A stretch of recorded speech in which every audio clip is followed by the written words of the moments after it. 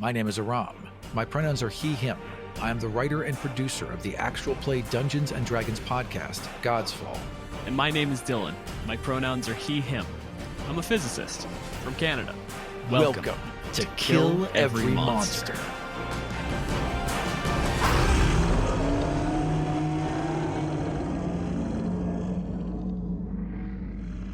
This week on Kill Every Monster, we are featuring the Hag. There are a couple types of hags in Dungeons & Dragons, and we'll talk about some of them, but we're going to focus on the classic green hag. Green hags are described in the monster manual as wretched and hateful creatures that dwell in dying forests, lonely swamps, and misty moors, making their homes in caves. Green hags love to manipulate other creatures into doing their bidding, masking their intentions behind layers of deception. They lure victims to them by mimicking voices calling out for help, or drive unwanted visitors away by imitating the cries of fierce beasts. We are joined by Sally Tamarkin. Sally, whose pronouns are she, her, is an editor, writer, and sensitivity reader. She's been a lifestyle journalist since 2014 and a TTRPG enthusiast since about 1988, when she discovered her older brother's advanced Dungeons & Dragons books and began to read and obsessively reread them. She has a master's of social work in community organizing and co-hosts the podcast, Oh, I Like That. You can find her online at Sally T and at sally.gay. Welcome to the show, Sally. Thank you so much for having me. I'm so excited. And Aram, you have so much gravitas when you read my bio. I feel so incredibly special. That is my one talent. I can make your bio sound really good. As a warning off the top, we're going to mention that hags are inspired by myths and stories about witches. A lot of their lore has deep roots in misogyny and anti-Semitism. These topics are pervasive in D&D's lore of the Hag, and we'll be talking about them extensively and bluntly. If that's a bit heavy for you right now, go ahead and jump ahead to the 20-minute mark. Sally, what is a hag to you? So hags to me are kind of like the perfect villain because they all fall somewhere on the continuum of like mischievous to just incredibly evil. They're also familiar to a lot of people. I think particularly, so many cultures, Western cultures in particular, have some sort of hag in their folklore, whether it's like a Hansel and Gretel situation or Baba Yaga in like Slavic folklore, or like when I was doing some research on hags, it was like every Western European culture basically has a hag. Like you said, Baba Yaga, the proper noun hags versus like just the standard witch in the wood trope. Don't go out into the swamp because there's a scary old lady there. Like, everybody knows that. I like that they're so familiar to so many people. Because, as someone who is kind of a nerd in some ways, but not in others, I don't really have a lot of familiarity with what I have found to be like familiar, like tropes to other gamers. And so like, a lot of times like someone will be like, like Boba Fett. And I'm like, I don't know, that has no meaning to me. Or like, play them like this captain on Star Trek. And I don't know what that means.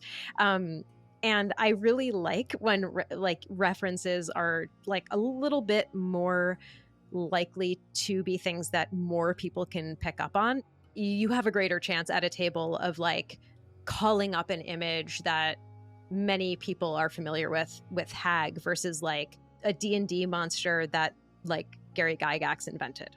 If you say lich or kobold or like, those are not things that everybody necessarily has a point of reference for. But if you say hag or werewolf or vampire, these things resonate with all of us in some way. And that does make it, and that is interesting because the only thing that really makes something a monster is if we all agree it's a monster. So this idea that we all have that this thing is a monster makes something more monstrous. And it does make it more impactful in a game when you can all be there in that moment at the same time. Because so many hags in fairy tales have very similar, like, awful inclinations and powers. I think, if you even know a little bit about, again, like if you've read Hansel and Gretel, who like the witch in that like eats children. like you sort of have a sense of like just exactly kind of like how depraved hags can be, and that's scary.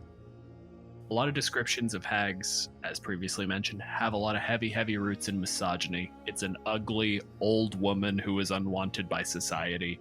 When I have a party wander into a room and there's a hag there, they don't necessarily know something's wrong until things have gone wrong, and that's a fun monster. One of the things that's like really interesting about the hag, as steeped in misogyny as and like normative gender roles as the hag lore, at least in 5th edition D&D, is, there's some stuff in there that is like well done. For example, hags have super duper long lifespans, like thousands of years. Hags are really old, so like they no longer give a fuck. They're not welcome in the Feywild, and they just don't care. And that's like a really funny kind of on the nose take about Western womanhood. It's like, after you get to be 40, girlfriend, don't worry, because you won't care anymore. And it's like kind of true, actually.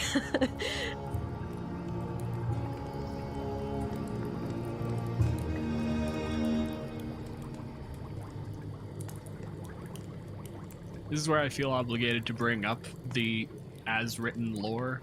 Hags are going to be misogynist, which is always like the crooked nose, the unfair deals, all that stuff. There's always going to be anti-Semitism. Sally, in our show notes, you specifically brought up the idea of blood libel, the idea that like Jews eat your babies at Passover, and like that's a thing that is carried forward into the hags. And for the record, we will have a link to that in the show notes if you need a definition for that, because it is pervasive in our society and yet still one of those phrases that most people aren't going to recognize. But when you read what Wizards of the Coast has written about hags, it is astounding what went through. We talked about this a lot in the Banshee episode. Again, a lot of this feels like it was written by a guy who hates his wife. There's all this anger towards women, and there's no reason for it, especially when it gets weird. Under role-playing a hag in Volo's, Wizard states she might casually comment about how easily a visitor would fit in her cauldron, or make a blunt sexual comment about a guest. Wizard sells this game to 12-year-olds, and they're telling them to make blunt sexual comments about each other. I just don't understand where that idea comes from, and why someone would think that would be a good idea to tell people to roleplay at their table. The things that are like so obviously bad that they don't warrant talking about sometimes, like don't encourage a table where you just shout sexual advances at your players randomly. Of course, what dipshit is doing that? Well, that's the problem. A lot of tables are doing that, and you should not encourage it in any way whatsoever. Some major streams are doing that, and you should not encourage it anyway. They eat babies, which, for the record, in the book, the way hags in general reproduce is they eat a baby, and then they give birth to a new baby. There's a conservation of babies. The science holds up. Circle of life. See a baby, eat a baby, make a baby. Net zero babies. As God intended. When they eat the baby, is it like unhinge their jaw, swallow the baby whole thing? Or is it like they consume a baby and then make a new baby? So this is a very fair question to ask, but also one that ideally will never come up. Because would it be a horrifying scene to realize that it's actually like, no, I don't eat a baby. I put a baby in me, and then my body turns that baby into a hag, and I regurgitate the same baby later, versus like I eat the baby and that gives me the parts to make my own baby. Very baffling scientifically. Either way, it's terrible, and also would never get this far because there has not been a single table that I haven't done a line and veil at which didn't have you can't harm children. Kids. Right. So Yeah. like this is never going to be role played out at a table. Right. It's never going to happen.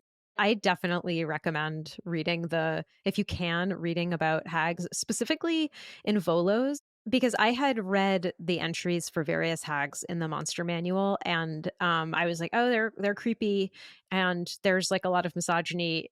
But then when you read the like real kind of deep lore on them, the misogyny is really just sort of the tip of the iceberg.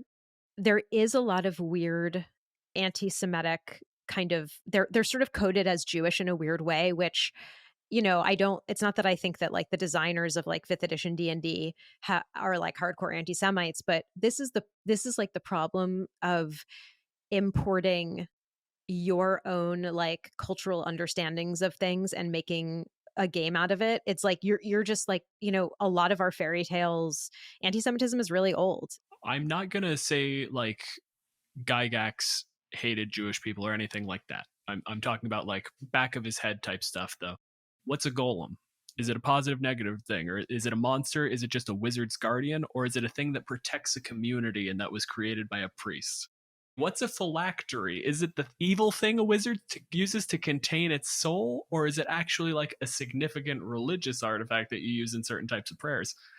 There's a whole lot of anti-Semitism built into D&D's monsters that people just don't know about because people don't know about Judaism. There's just a lot of anti-Semitism built into what we believe, in the same way that there's like white supremacy and misogyny built into what we believe.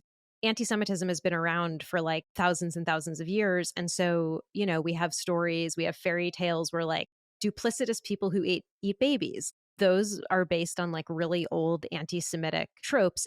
A lot of the people who designed these games are white dudes who are now in their like 40s, 50s, or 60s.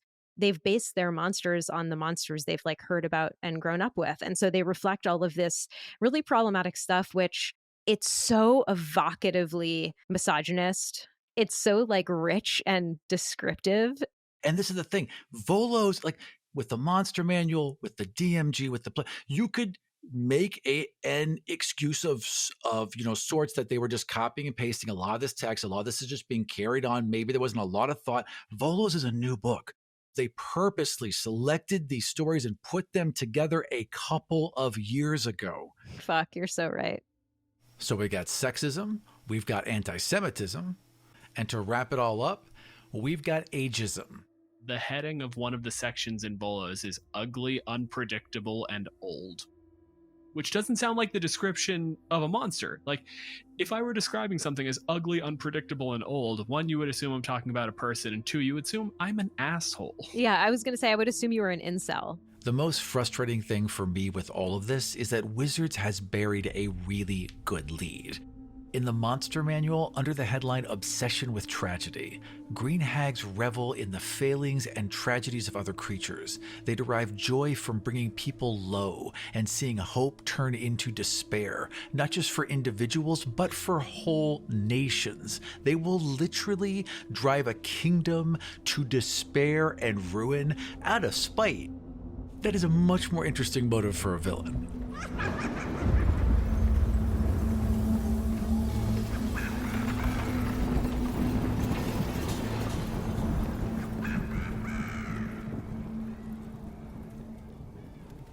Sally, are hags monsters? I mean, hags definitely feel like they're closer to banshee than they are to something, more monstrous and non-humanoid. Are they a monster? For all intents and purposes, yes. Asterisk. When I'm playing or running games, I prefer humanoid everything, character. I prefer humanoid NPCs, PCs, BBEGs, everything, because for me personally, and no judgment to anyone who plays differently, I find stories more compelling when they're not a zillion miles removed from like some kind of a reality.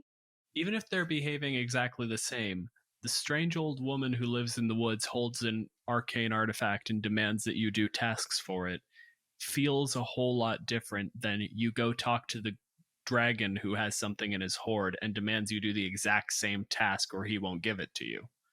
Hags are just so incredibly old that they can sort of pick and choose when they want to rip out your spine and jump rope with it, because they can do the thing that you just talked about, Dylan, which is like be like, no gift this time, okay, I'll let it slide, and like treat with you. Or they can bat you around. Not the green hag, but some of the other hags in the monsters manual have some incredibly awful, terrifying actions they can take. I'm going to continue bringing this up in essentially every episode, but one of my favorite distinctions in monsters is the ones where 0 hit points is the end of the fight and the ones where it isn't. And I love the fact that for a hag, it depends. A werewolf, which we have talked about, if they are fully full moon feral and they drop off character, why wouldn't they rip their throat out? Versus a hag who is probably just fighting because you've inconvenienced me and now I need to stop you swinging your silly little stick at me. Right, exactly. Drops you and then just goes, fucking idiot. There's no way a hag fights first. A hag would much rather talk, entertain, haggle. They are deal makers. They are always looking to, like, they've been around again for 10,000 years and they have learned conflict avoidance and conflict deflection. Like, they know how to take a bad situation and spin it to their advantage, or just anything that comes across their path that maybe could work out for them. Like, that is a completely understandable skill to have developed. And I think it's fun when you play them that way. Because if you're around a hag and you're never sure, any words you say and they agree back, any handshake you make, any do you drink, like if you're never sure about any decision you're making, it puts the players in a really fun place where lots of story can happen just for you being in the room with them. Why is it that every devil they write isn't a good devil, but then they'll write a random other monster and it's a fantastic devil? Hags are great devils. Hags are fantastic devils. Rakshasa are amazing devils. When you read a D&D book and they reference devils conceptually, they're buying and selling souls and they're merchants and they're making deals with humanity. But I have never seen that in a stat block.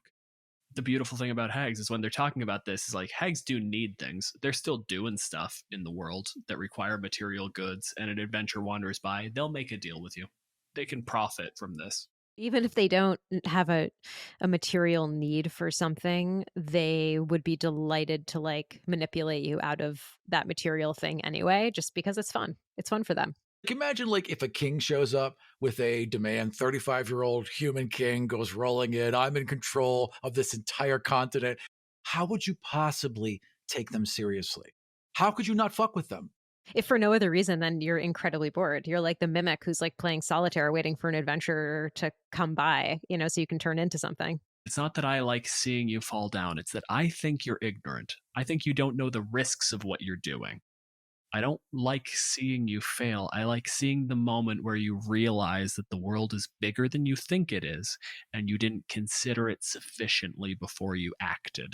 If there's any gift a hag could give, it would be to take individuals and make them think bigger. And whatever you got to get them there, whether it's pain or lying or tragedy, if you get an individual, a very small thing, something, again, a 35-year-old thing, to an ant, and you can make it think bigger, what possible bigger gift could you give to the world? They exist to teach lessons. These lessons are frequently harsh. If you survive, the idea is you'll learn next time. They're definitely like a character building type of encounter. Which leads us very nicely into the last of our sort of like core concepts here, is how do we start making the hags something more usable, and ideally in this particular case, more palatable. Someone asked a question on Twitter of Jeremy Crawford about hags' gender, and he replied that like hags are genderless.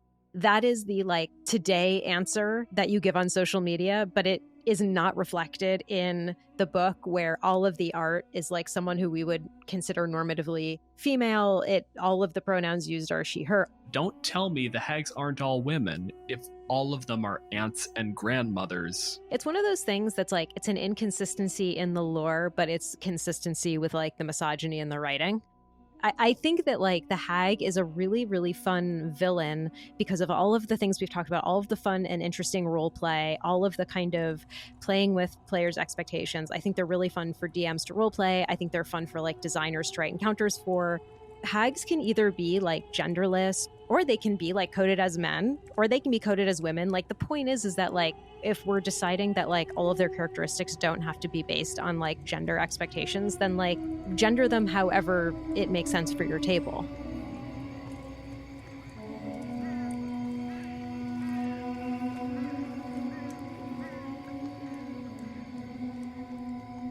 Hags are brutes. Like, a green hag is not really a spellcaster. They've got a fistful of cantrips, but mostly their thing is they have a combination invisibility, pass without trace at will, just as a simple action. It's not a greater invisibility. They still turn visible when they attack or cast a spell, but at the same time, they turn invisible and also don't leave tracks, which means that if a hag is sick of a fight, entirely in keeping with the rest of this discussion, a hag can just take her ball and go home. Right. I'll Just be leave. done with this shit. And you'll never find her. Despite the fact that their casting is limited to like an illusory appearance, they can make themselves look like other people, they can turn invisible. They have an 18 strength and a 16 constitution and a 2d8 claw attack. It's brutal. The max output for a single swing, just like literally a backhand, is 20 points of slashing damage. She could take out like a rogue, a wizard. She could take them out left and right with one hit. Anything shy of a second level fighter, there's a decent chance that a hag is just going to look at you, swing her arm, and then your throat gushes blood and you fall on the ground and she cackles. The cantrips that the hag has, dancing lights, minor illusion, and vicious mockery, these are all like play with you for my fun and entertainment cantrips. Taunting, like vicious mockery is what, like a 1d4 psychic damage, which is like, it's like a harsh insult essentially. She casts vicious mockery in conversation because it feels inconsequential. Maybe that like lures you into a sense of like, oh well, I guess this isn't a powerful spellcaster after all. But like you said, she has a backhand that can like disconnect your head from your neck. My name is Aram. My pronouns are he, him. Isn't this the mid-roll? Welcome to kill Aram, every why are we donation. No. Murder every dollar. Why are we introducing ourselves? We're mid-episode. Destroy all generosity. That's the exact opposite of what we're trying to do here. Asking for support is weird, but we have some big ideas for where we want to go with Kill Every Monster, and we need your help to get them going.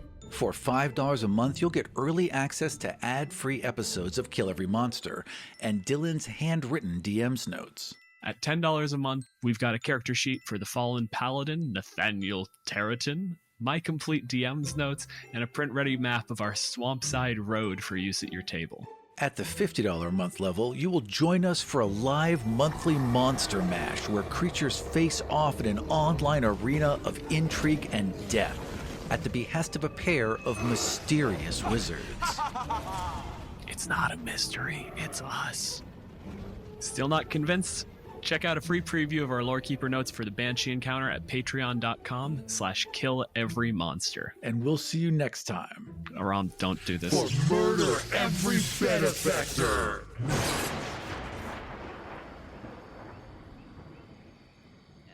I've stumbled across a swamp, a lovely swamp, misty, full of croaking toads and murky water and very, very thick vegetation. It's a living space. It's a living space, and frankly, I think that it could be damper. I think it could be more humid. I think that the trees could ooze a viscous, otherworldly goo. I think the frogs could croak in a shrill, strange way. This place reminds you of somewhere you remember from the Feywild. Yes, and I want to, some might call it corrupt it. I want to correct it. So that takes most of my time, but I do like to set aside some time every day to just kind of mess with any humans or humanoids that wander into my area. That keeps me entertained because making this swamp a better place to be, sometimes I just need a break. It's hard work. I've raised giant spiders in captivity, and I'm hoping that over the course of like thousands of years, they will evolve to just naturally occur in the swamp. Like, I want this to be their natural habitat. Sally, what are the pronouns on this hag? Really, what needs to happen is not just a change of pronouns, a change of like the entire lore, but we can't do that in this encounter. So just for starters, let's go with they, them. So, Aram, why are you seeking out the hag? I was. In my heart, I suppose, part of me still am, but I was a paladin of Lathander. And I was a good paladin of Lathander. I made Lathander proud. I made the priest proud. And I was proud. But I became a little too proud and strayed from Lathander's light. And I was bitter because things have been handed to me pretty easily. I've always been very athletic. I've always been very connected. My dad made some good money. And so for the first time in my life, something got taken from me. Something I felt like I earned, like God had given this to me. This was my destiny. And then it got taken back. And I could have learned from that experience, but I didn't. I grew very bitter and very angry. And I am in these swamps because I found I regained a bit of that power. I got it from reaching out to forces I don't quite understand, but it comes at a cost, and I am so tired of paying costs for power I think I deserve.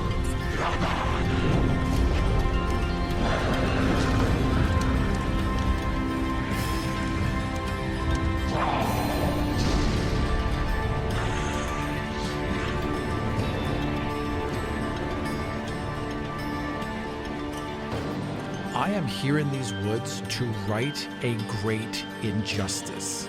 I am here in these woods to find a destiny that is owed to me and reclaim it.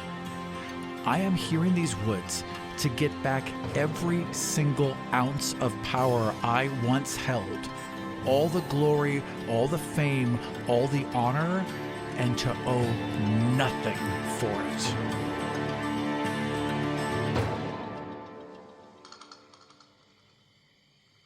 Sally, there's a light chittering in the woods. You recognize it. It's one of the spiders. It's Michael. Michael comes skittering over, and they look at you. There's like a cocking of the head in the way that like a dog does when they're confused. Raises up two of the front legs and makes some gestures. And I'm going to use heavy air quotes on this term, shoulder. It gestures over its shoulder. Okay. This language is not particularly complex, and you understand it as best anyone can. A visitor is coming. Also, how is a spider going to describe a person? I mean, they all got to look like roughly the same. Like, he's got two legs, it's walking around, I don't know. Michael is not the sharpest spider in the web. Michael, you poor sweet thing. You don't have a thought behind those eyes, do you? I give him a watch shift so that he, doesn't feel left out, but Huey and Dewey are definitely a little bit more on the ball. Do you make any sort of preparations for a visitor, or is this very much like, this is your territory, let them come? You're not going to open a door in this swamp without a bucket of cold water falling on you when you walk through the doorway. I am going to cast Minor Illusion.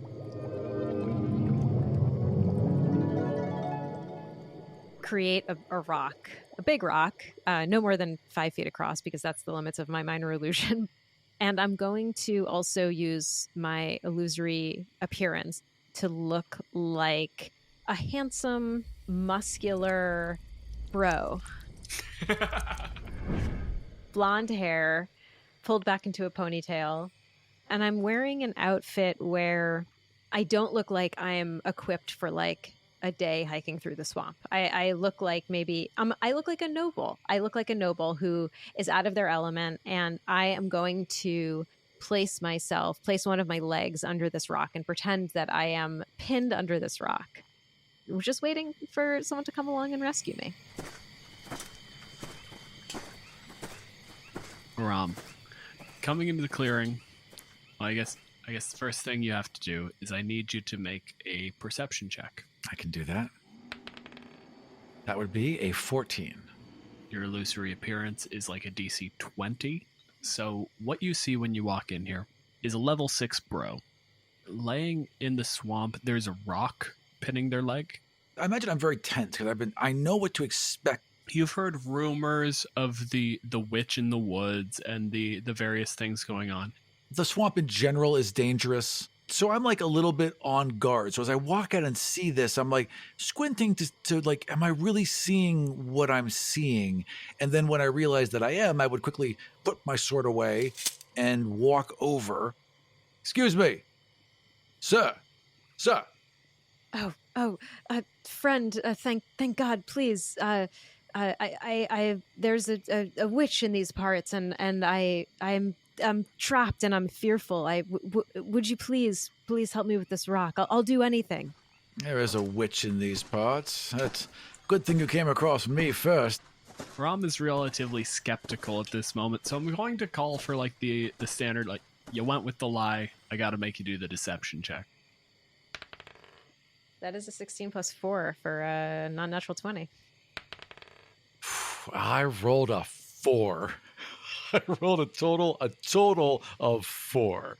So this noble was walking through the swamp in search of a witch and got pinned by a falling rock. Absolutely. And I am so, like, I think part of this is that you've made a very hot dude here, right? That's what yeah. So my guy's a little distracted. My guy's a little flustered. And I think that is leading into him just accepting whatever he's being told right now. And he gets like he finds like a stick he can put underneath the rock, puts another rock underneath that. This is the extent of this guy's brain power. He's able to make like one lever, and he's just going to try and pry this rock off of this very handsome young man. Sally, I'm immediately going to point out that when he puts that sort of like lever and fulcrum together, like, this is a minor illusion. Right. We're done. The moment he makes a gesture, he's going to notice this is wrong. So what I want to do when he gets close enough to make contact is cast Vicious Mockery. When I have another chance, I will change my appearance to something else, but I'm going to keep my like bro appearance when I cast Vicious Mockery. And that's a wisdom save, right? Yeah, wisdom saving throw. Oh, I am rolling ass. I rolled a 3 plus 5 is 8. So you're going to take a D4 psychic, and you're going to have disadvantage on the next attack roll you make. Big money, no whammies. Oh, it's 4. What do you say to me? Like, what do you go for? I can't believe you fell for that. Oldest trick in the book. My friend, you must be more careful. There's a witch about. You must scrutinize more carefully. I am incredibly careful, good sir. I have come to these woods with quite care. I have spent my entire life. You don't even know me. How dare you say such a thing? How did you get pinned under? And then, like, the rock is gone, and I'm just confused and flustered because I didn't notice when it vanished. Can I take another action to change my appearance, to do illusory appearance? I look down at the rock, and when I look back up, you've become someone else, right? Yeah. And also, we're dealing with a 2-player situation, and quite frankly, to this point, like, you've had the drop on him. Unless you basically reveal yourself to be the monster and Aram has time to respond, realistically, this is initiative. And it's just a question of whether Aram is taking turns or thinks nothing of what is happening. I look like a jolly, slightly like red nose, like I've been drinking, middle-aged man who is just dressed like someone from the nearby town. And I want to look disheveled. I want to, basically the idea is I look like a barfly. The drunk wandered into the swamp. Exactly. I'm just goofing on you. Sword drawn, backs up a few feet. What magic is this? Now. It's just a little magic trick I learned from someone in town. Have you been in town? We love to joke around. And I'm gonna take a sip of my my water skin, and I'm gonna hiccup in a very like the way a Looney Tunes character hiccups when they're drunk.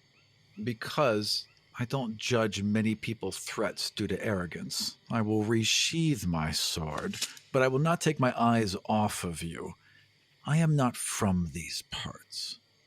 Well, I can tell. I mean, you were not very careful. I don't know if you know this, but there is a witch in these parts. I was not joking about that. I seek this witch. Do you know of her? Huh? I've heard a thing or two. Why do you seek the witch? I had a destiny that was stolen from me. If anyone knows how to fix that, it'll be a hag. Well, you seem quite sure of yourself, my dear fellow. I'll give you that. Thank you. I am acquainted with this hag, so I suppose I could help if you tell me, what it is that you most desire and, what it is that you have to trade. Obviously, as you know. Yes, I have booze. Pull like a flask out or something and just toss it at you. So you deserve something from the universe, it sounds like. I have a place in this universe, and I wish to reclaim it. Okay, well, the wine was a good start. It's not really going to be enough beyond that. So what else do you have and what else can you get? You seem to know much of this witch. I do appreciate your counsel. I have money. Just because I know this is something that this hag will ask you, I'll ask you just to prepare you. What is precious to you? Precious is a weakness, really. It's the thing that you need to protect. See, I'm here so that you can be precious. You can enjoy your precious things. That is a joy in your life that I'm allowing you to have by standing guard against all the things that would take that away. So when I think of what's precious, I think of it as a gift. A gift from me.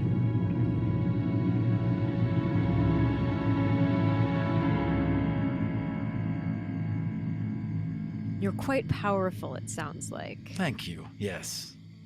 Well, this hag, they do like to parlay with people who think of themselves as powerful.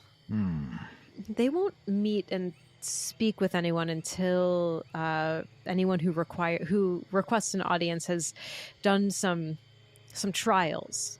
They need me to prove myself. Exactly. That's understandable. I'm new in these lands. I will allow this. Nothing too difficult. I think someone of your physicality and skill, I don't think you should have too much of a problem with it. You have a keen eye. So I'm going to point to a tree. A tree. And I'm going to tell this dude that he has to run through the swampy, muddy water, keep his balance, and jump over a succession of tree trunks. And then when he goes to do it, I'm going to use minor illusion to change where the tree trunks are so that as he's jumping, he loses his orientation and hopefully falls and gets muddy. You're going to need to make an athletics check. And Sally, you can correct me if I'm wrong, but this sounds like you're just trying to impose disadvantage on that athletics check with minor illusion. Yeah, totally. That sounds real good to me. My hope is not just that he'll trip and stumble, but that he'll face plant into the swamp mud. Aram, we're going to do the DC at, let's say 15. Let's make this hard because you're in difficult terrain and everything. Plus, I am wearing chainmail. Yeah. You know what? He'd take a minute to strip off his chainmail if he's gonna if he's gonna do this physical activity. He will take a minute to strip off his chainmail. The more difficult the challenge, the more likely the hag is to respect your effort. So, take off the chainmail. As I'm going to untie the leather straps, he would stop and nod. Yes, you are quite wise. Indeed, I will keep them on. It's not like it's a challenge to me after all. And I would line up to run on these stumps. DC 15, you got disadvantage from the minor illusion and the fact that the position of the stumps is shifting. All right, so I'm rolling athletics, right? Yes. I'm going barreling in because I have confidence. And I did indeed roll a 12 plus 6 is 18. Oh, look at this fancy boy. Well. You go in and they're shifting in position. They look like they're in the wrong spot until the illusion drops. There it is. But you're still in a position where you get into the air and then you just plant your foot on the actual stump and use that as sort of a jumping off point to kind of propel yourself forward. And you get across this little stretch of swamp incredibly quickly. It's honestly relatively impressive, Sally. Parkour. Well done, friend. Thank you. There's nothing like seeing someone succeed at such a feat of athleticism. I'm quite impressed, and I believe the hag will be too. You are quite sharp. Good a judge of character, you. Shucks. The next challenge is a little different. The first challenge was about your physicality. This one is, it may seem at first blush like it is similarly challenging your physicality, but actually it is a challenge for the mental stamina, because only those with the mental fortitude to deal with suffering will be allowed to talk to the hag. For this challenge, and I'm going to point to a part of the swamp that has a foot of water, not just mud, but actual water. You and I will engage in a contest of wills to see, once submerged, which one of us can hold their breath longer. Well, if your lugs want any shapes, this might be a contest. And so the green hag is amphibious and can breathe under Right. air and water. Of course you can. I'm hoping I'm gonna see what happens when we're underwater. I don't know if like I'm just gonna let him tire himself out and come up coughing, or if I'm gonna play a dirty trick under there. What am I rolling for this, Dylan? So, I mean, strictly speaking, I think it's a con save. Right. I mean, it's an inevitable lose because she's gonna. That's the thing.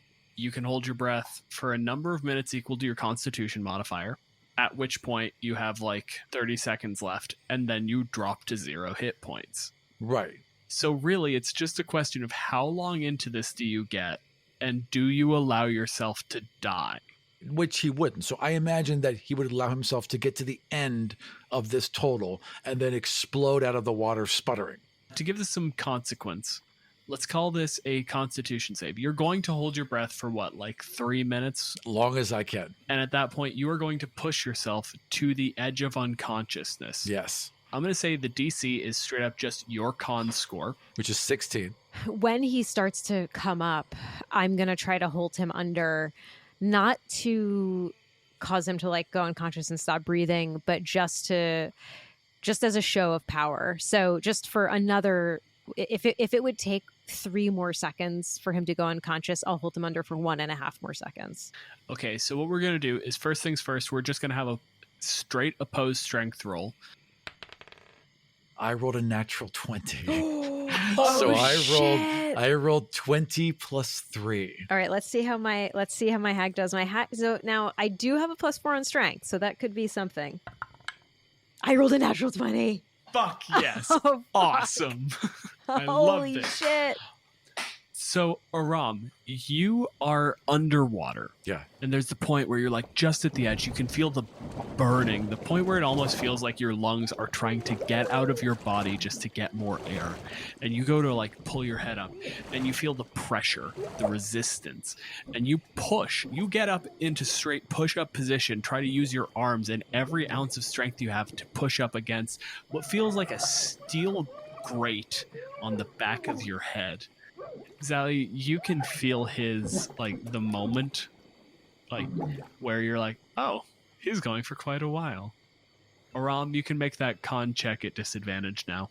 First one is 5 plus 2 is 8. And the second one, oh my God, is 2 plus 3 is 5. So I believe I failed that check. Would you agree that a reasonable consequence for this is a level of exhaustion? So I'm at disadvantage on ability checks. Basically, any skill. Gotcha. You go to stand up and you have to get into full push-up position. And Sally, this becomes basically just entertaining, where you can feel like, oh, this one's strong. He's trying. It's cute. And then the hand comes away. Ram, it has reached just the point where you've inhaled water. You pull up, you can feel the edge of the water get to like the edge of your face, and then you just get pushed back down. So you have that moment of confidence, and then you breathe in and you're wrong. I would like to use invisible passage and turn myself invisible. The preceding coughing fit is absolutely long enough for you to pull that one. Great. So by the time I've recovered, I'm just alone in the water, in the swamp. I'd like to repeat what he said about being here to like protect people and so people can have their gifts, and that he's owed something from the universe. I'd like to just invisibly do that. Precious has a weakness, really. It's the thing that you need to protect, so that you can be precious. At this point, even he realizes something else is going on here. So he pulls his sword and he's like wet and like wiping mud out of his eyes, and he's kind of circling around, looking for the person he was just speaking to, trying to find them. Is this person worth your time? Show yourself, witch! You owe me!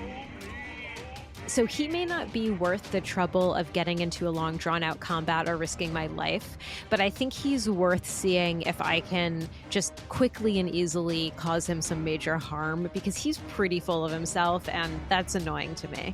He's not worth killing, but he's 100% worth hurting. That's better. That's more humiliating. He has to show his face in town again. I think I'm just going to make a claw attack. You're invisible, so you have advantage.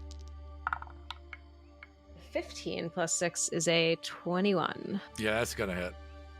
Even with my armor. 2 8s. These fucking rolls, dude. I've Damn. never rolled like this in an actual game. So that's 16 plus 4 is 20 slashing damage. Damn. I want to leave some marks on this guy because I get the impression that he's like full of himself and his beauty. Would it be like a line or veil crossed if I slashed at his face? Not at all. He values his face. That's a good thing to hit. Raking up from the neck and across the face, absolutely. That's it. That's the move. Tears down across from temple to the opposite side of your jaw. Just this heavy rip, and you take 20 points of slashing damage. Which is a tremendous amount of damage. That's like 2 dead people. It's true. As you rip through my flesh, where there should be blood and there should be sinew, there is. But there's also fire. And fire erupts, power erupts. A power you didn't think I had explodes out from me. And I need you to make a saving throw, dexterity 13. Hell yeah. Okay, cool. Against hellish rebuke. Okay, 4 plus 1 for a 5. Oh, then you take full damage, which is 3d10. Oh shit. Oh shit. Okay. 15 points of damage as fire explodes from those wounds and just engulfs you.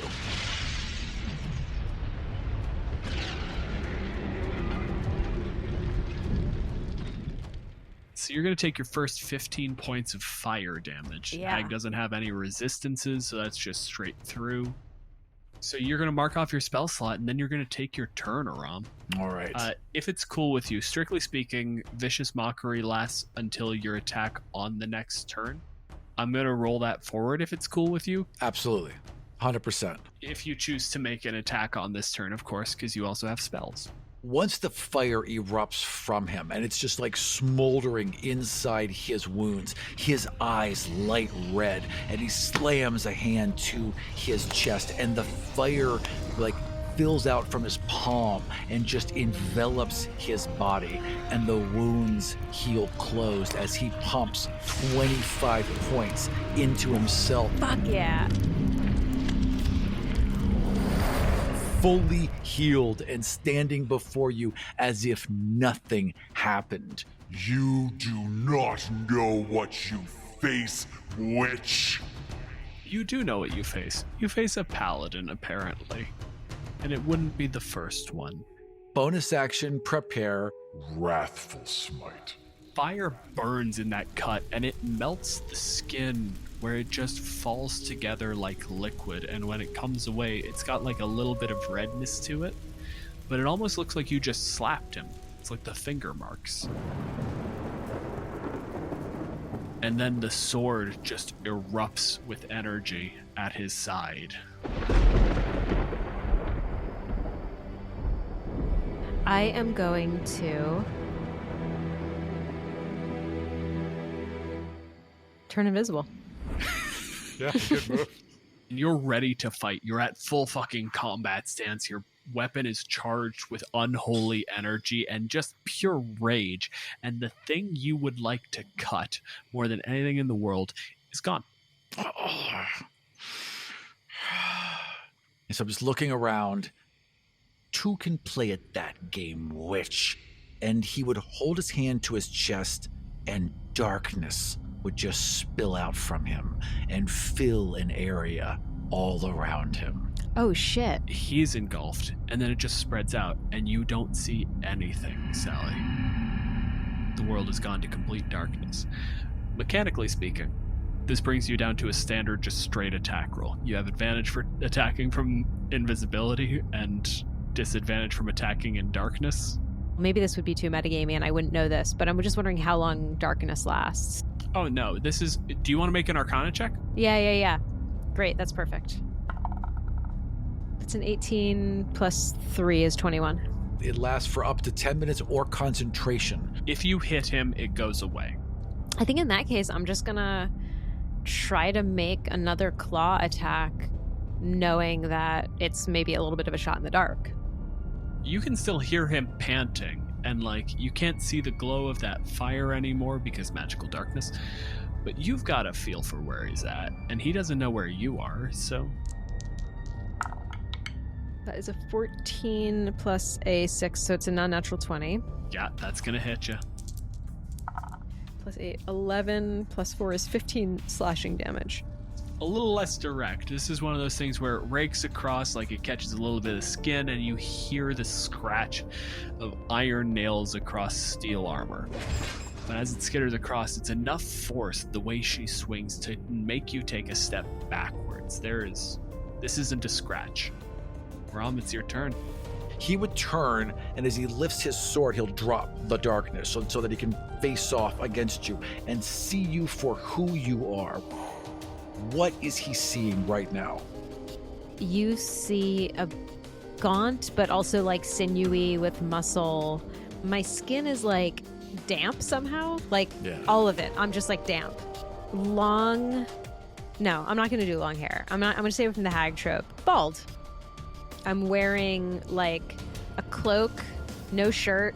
I'm barefoot, but I have on pants that are rolled up, and I'm all kinds of threadbare. I look menacing, and I think looking into my eyes maybe wouldn't make you as an adventurer and a paladin shudder, but certainly a commoner making eye contact with me would be filled with fear. Oh, I think it does make him shudder. And I think for the first time, you see a real joy come across his face, because now he's facing against a monster. He's the hero. This is where he belongs. And he pulls his sword to his side and just gives you a grin.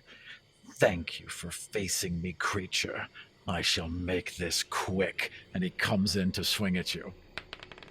18 plus 7 is 25. Fuck, yeah, I that believe hits. that's going to hit. As he brings this sword in, it crackles with his vengeance. And as he drives it home, it explodes with that hate. Wrathful Smite. The next time you hit with a melee weapon attack during this spell's duration, your attack deals an extra 1d6 psychic damage. Additionally, if the target is a creature, it must make a wisdom saving throw or be frightened of you until the spell ends. It's a wisdom save DC 13. Ooh, not great. Really bad, actually. It's a 4 plus 2 for a 6. So what would make this witch afraid? I went into it thinking this was going to be a fun way to spend an afternoon in the swamp, and now I'm actually facing some real harm, and I think that being surprised in combat is terrifying to this hag.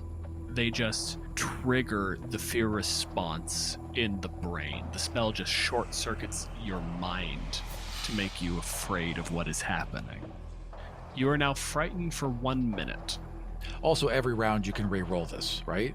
She has to use her action to re-roll it if so desired. Frightened. A frightened creature has disadvantage on ability checks and attack rolls while the source of its fear is within line of sight. The creature can't willingly move closer to the source of its fear. So that's where you're standing, Sally. Yeah, I mean, I think I'm just going to go invisible and just gather myself. And there's this an exasperated roar from this paladin as he swings around him wildly. You will give me what I want! You can't move any closer to him, but there's no obligation to move further away. And your invisibility does not have a time limit. Just wait me out. Unless you want to do something, just waiting this effect out is entirely within your realm of options. Yeah, that's definitely what I'm going to do.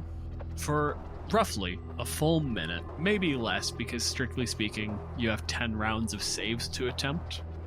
You just sort of wander around the swamp watching this thing until it stops being terrifying and starts becoming this fool, standing in the middle of a swamp, in the middle of your domain, hunting you.